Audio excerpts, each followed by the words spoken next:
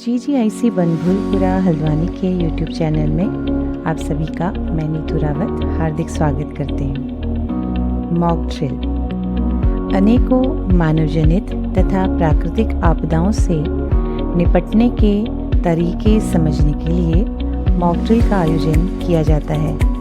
इसी क्रम में आज 10 मई 2025 को हमारे विद्यालय में मॉक ड्रिल का आयोजन किया गया। आदरणीय प्रधानाचार्य श्रीमती सविता श्रीवास्तव मैम के कुशल दिशा निर्देशन में कार्यक्रम प्रभारी श्रीमती ममता पांडे मैम तथा श्रीमती रचना बरगली मैम के कुशल निर्देशन में आपदा प्रबंधन समिति तथा रेड क्रॉस समिति के सफल सहयोग से आज का यह कार्यक्रम अत्यंत ही सफल रहा। कार्यक्रम में प्रभारी श्रीमती ममता पांडे मैम, श्रीमती लक्ष्मी पांगती मैम तथा श्रीमती रचना बरगली मैम ने विभिन्न प्रकार की आपदाओं के बारे में बच्चों को विस्तार पूर्वक समझाया तथा उन आपदाओं में किस प्रकार संयम बरतते हुए हम व्यवहार करें जिससे जनधन की कम से कम हानि हो और हम सभी उन आपदाओं से सफलतापूर्वक बच सकें। आज के मॉक ड्रिल में एयर स्ट्राइक के वक्त, आग लगने के वक्त तथा भूकंप के समय हम किस प्रकार व्यवहार करेंगे, इस संबंध में मॉक ड्रिल का आयोजन किया गया।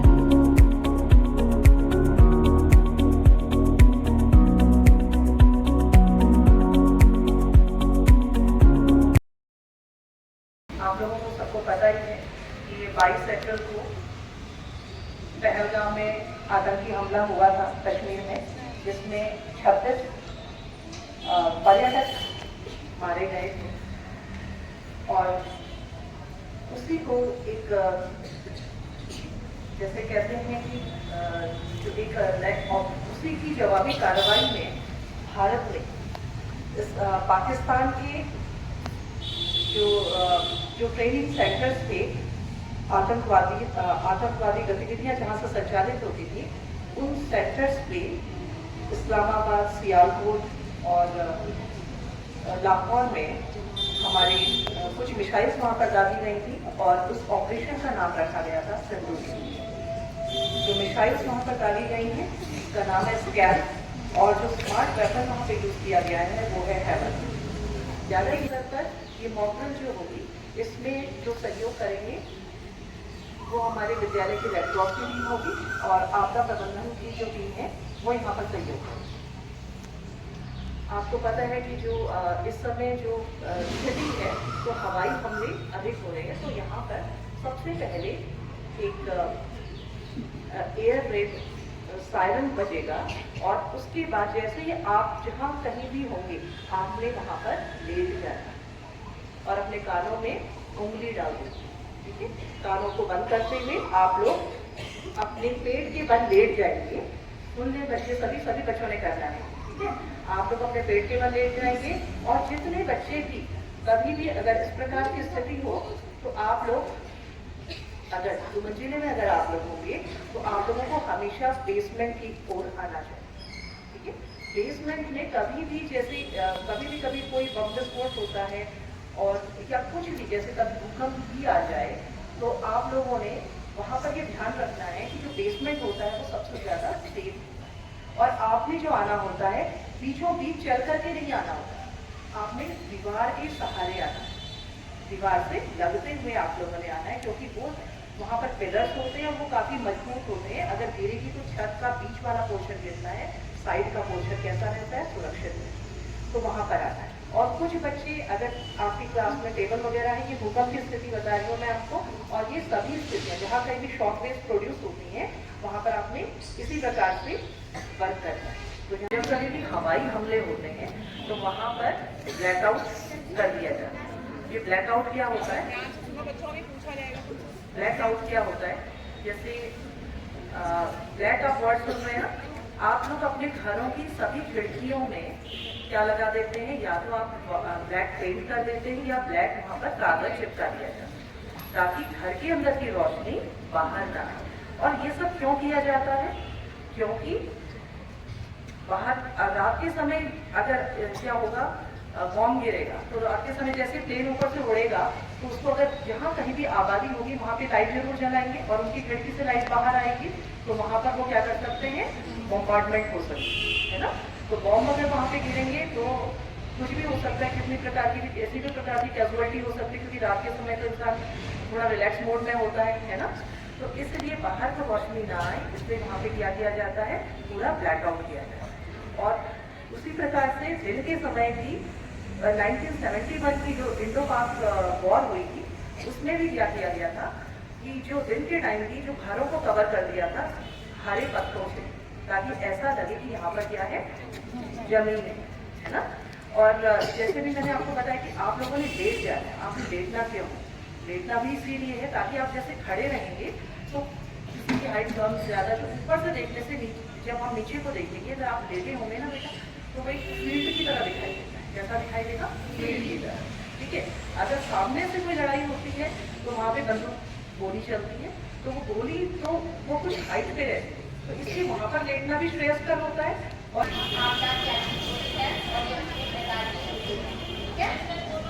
तो आपदाएं दो प्रकार की होती हैं, एक तो मानवकृत आपदा है और एक प्राकृतिक आपदा, ठीक है। मानवकृत आपदा तो मानव के द्वारा उत्पन्न की गई है, जैसे अभी युद्ध हो रहा है तो ये मानवकृत का, इसमें जो भी कैजुअलिटी होगी वो मानवकृत है। और जैसे जंगलों में आग लग जाती है या जो है कहीं पर एक्सीडेंट होते हैं, तो ये सब मानवकृत आपदा के अंतर्गत आते हैं, ठीक है। तो इसको मानव इसको कम भी कर सकता है यदि वो चाहे तो, ठीक है।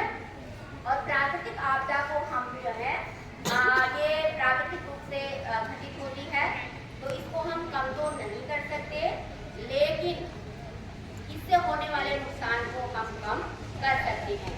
तो ऐसी ही एक प्राकृतिक आपदा है भूकंप, ठीक है। जैसे भूकंप है, ज्वालामुखी है, कहीं पर भूस्खलन हो जाता है, तो ये सारी आपदाएं जो है प्राकृतिक आपदा कहलाती है, ठीक है। और इससे जनधन की बहुत ज़्यादा हानि होती है। तो हमने प्राकृतिक आपदा को हम रोक तो नहीं सकते, लेकिन इससे होने वाले नुकसान को हम कम कर सकते हैं, ठीक है। तो इसमें भूकंप भी एक प्राकृतिक आपदा है। भूकंप मतलब पृथ्वी होता है और कंपन का मतलब क्या होता है, कंपन। पृथ्वी में जब कंपन पैदा हो जाता है तो पृथ्वी में कंपन जो है कैसे पैदा होता है, ये कई प्रकार से होता है, ठीक है। जैसे भूप्लेटों के खिसकने से, भूप्लेटें चलायमान है, कोई चीज नहीं है, कभी कभी क्या होता है प्लेटें चलायमान होती हैं, कभी ऊपर से कहीं पर उनमें दरार पड़ गई है, जैसे आपका टेबल है उसके नीचे आप नीचे लेट जाओ, या आपकी चौखट है, दरवाजे है ना, तो वहाँ पर आप खड़े हो जाओ और भीतर ध्यान नहीं आप, ठीक है।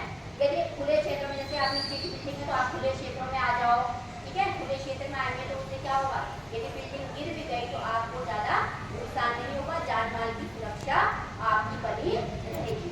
और जब बम्बार्डमेंट होता है या बम वर्षा होती है उस समय धमाके के साथ आवाज़ भी होती है, तो आपको ममता मैम ने बताया कि अपने कानों में हाथ रख लेना है, लेट जाना है। इसके अलावा उस जगह पर आग भी लग जाती है ना। तो अब किसी जगह पर आग लग गई, बहुत तेज धमाका हुआ, आग भी लगी, बिल्डिंग्स में आग लग रही है, किसी भी जगह पे आग लग गई, तो उस आग को हम कैसे रोकेंगे? सबसे पहले तो हमें ये समझना जरूरी है कि आग लगती कैसे है। किसी भी जगह पर जब आग लगती है तो उसको जलाने में या आग तब चलती है जब उसको ऑक्सीजन की सप्लाई हो रही होती है, ठीक है। अगर हम वहाँ पर ऑक्सीजन की सप्लाई रोक दें तो आग बुझ जाती है। अब हमें ये समझना है कि किसी जगह पर आग लग रही है तो उसको बुझाने के तरीके अलग अलग होते हैं, ठीक है। वो आग पेट्रोल से लग रही है, वो आग बिजली से लग रही है, या गैस सिलेंडर से लग रही है, या किसी और वजह से लग रही है, ठीक है। अगर नॉर्मली आग लग रही है, जैसे पेड़ पौधे वगैरह जल रहे, कहीं पर हमारे घरों में कपड़ा जल गया है, कुछ और चीज़ जल गई, नॉर्मल जो बिजली वगैरह से नहीं लग रही या पेट्रोल डीजल से नहीं लग रही, उस आग को आप पानी की सहायता से बुझा सकते हैं। लेकिन पेट्रोल और डीजल की जो आग लग रही है, आपको पता है पेट्रोल और डीजल क्या होता है, पानी से हल्का होता है ना। तो अगर हम उस आग को पानी से बुझाएंगे तो नहीं बुझेगी। उसमें क्या होगा, पानी डालेंगे, पानी नीचे चले जाएगा, पेट्रोल डीजल ऊपर ही रहेगा और वो चलता रहेगा, ऐसी आग को बुझाने के लिए हम क्या तरीके यूज करते हैं? बाली क्या करते हैं? बाली पेट्रोल पंप में गए हो, वहां पर आपको पानी ही नहीं दिखेगा, पानी से भरी हुई बाल्टियां नहीं दिखेंगी, आपको इस तरीके से जो बाल्टियां हैं जिनमें रेत होता है वो दिखती है। तो पेट्रोल डीजल वाली जो आग होती है उसमें रेत या मिट्टी डाल के उसको बुझाया जाता है, क्योंकि उससे क्या होगा, जो पेट्रोल डीजल होगा वो कवर हो जाएगा, ठीक है, और वहां पर आग बुझ जाती है। इसी तरीके से जो बिजली से आग लगती है उसको कैसे बुझा सकते हैं? उसको पानी से बुझा सकते हैं। पानी से बुझाएंगे तो क्या होगा? करंट लग जाएगा। तो उस आग को भी हम किससे बुझा सकते हैं? एक ये अग्निशमन यंत्र होता है,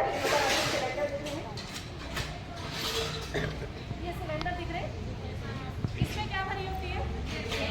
कौन सी गैस? कार्बन डाइऑक्साइड, ठीक है, तो कार्बन डाइऑक्साइड भरी होती है। इससे हम आग को बुझाएंगे तो क्या होगा, ये एक लेयर जमा कर देती है जिससे आग में ऑक्सीजन की सप्लाई रुक जाती है और आग बुझ जाती है।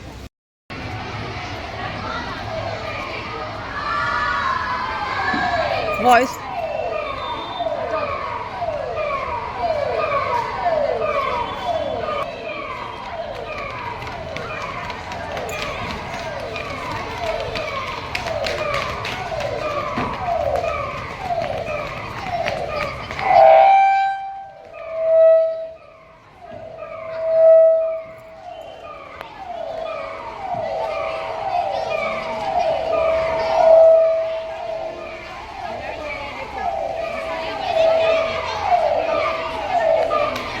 कुछ बच्चे पेड़ के नीचे लेट जाए, फील्ड में लेट जाए, पेड़ के बल फील्ड में लेट जाए, कान में उंगली डाले, पेड़ के बल लेट जाए।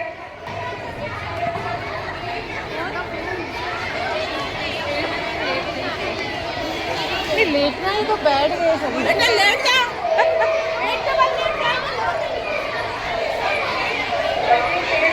पेड़ के बल लेट जाए, आप लोग पेड़ के बल लेटे जाए। जितने बच्चे ऊपर से नीचे आ रहे हैं पेड़ के बल लेट जाए, मक्का नहीं है, जल्दी लेटे, सुरक्षित रहना है। आप लोग लेट जाए, बिना मच्छर बचाए हुए।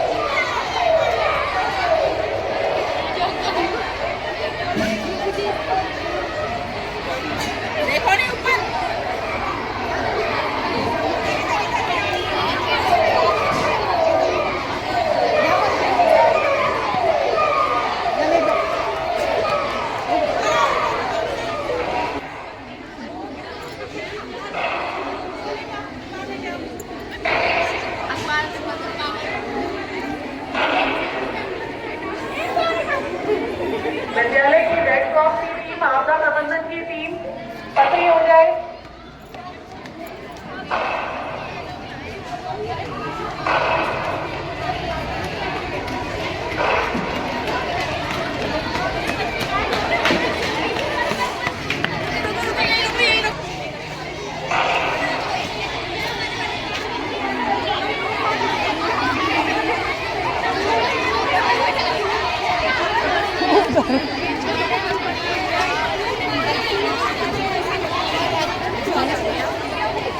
शॉट आ रही है।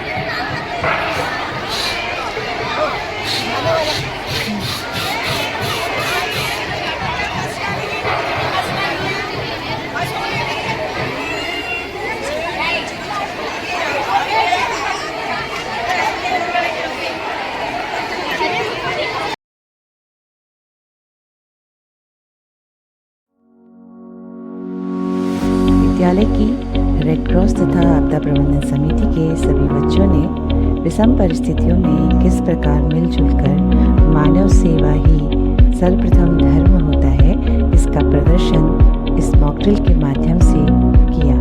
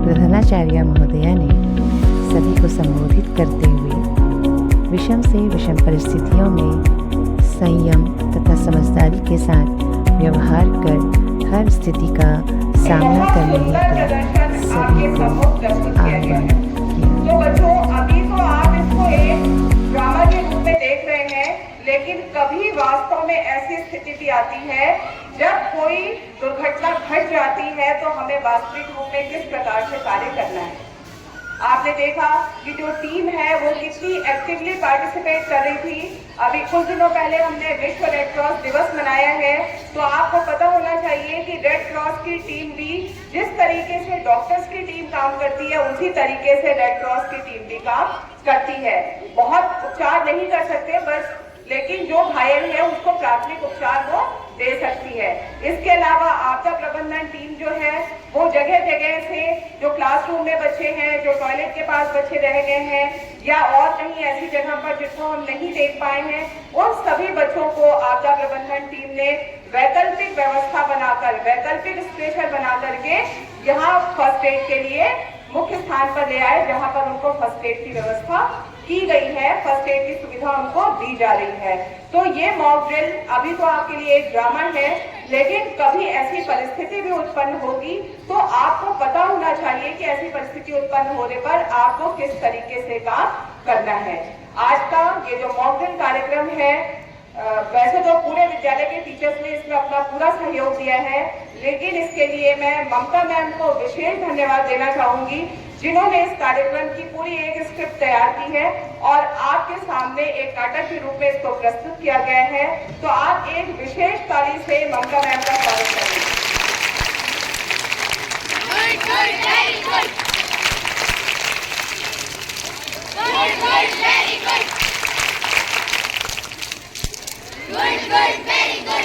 अब आप इसी तरीके से एक विशेष ताली अपने पूरे विद्यालय परिवार के टीचर्स के लिए करेंगे, क्योंकि सबने इसमें अपना अभूतपूर्व योगदान दिया है।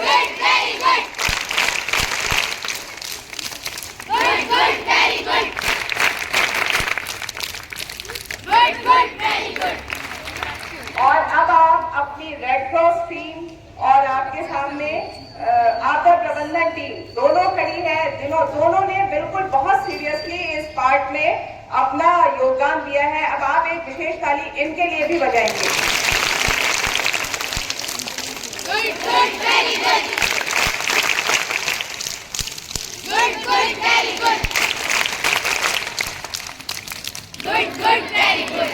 अब एक और लास्ट की विशेष ताली है बच्चों हमारे दोनों मीडिया प्रभारी के लिए, क्योंकि कार्यक्रम तो बहुत सुंदर हुआ है, लेकिन ये कार्यक्रम हम विभाग को नहीं देख पाएंगे जब हमारी रावत मैम और मोनिका मैम के द्वारा इसकी कवरेज बहुत अच्छी की गई होगी और हम इसकी वीडियो बनाकर विभाग को बता पाएंगे कि हमारे विद्यालय में ये आपदा प्रबंधन की अभी जो मॉक ड्रिल हमने की है वो कितनी बच्चों के लिए कितनी अच्छी लगी है, बच्चों ने कितनी अच्छी तरीके से उसमें पार्टिसिपेट किया है और बच्चों ने देखा कि यदि कोई आपदा आ जाएगी तो हम अपना बचाव या हम अपने आसपास के लोगों का बचाव किस प्रकार कर सकेंगे। इसी के साथ मैं आज इस कार्यक्रम के समापन की घोषणा करती हूँ।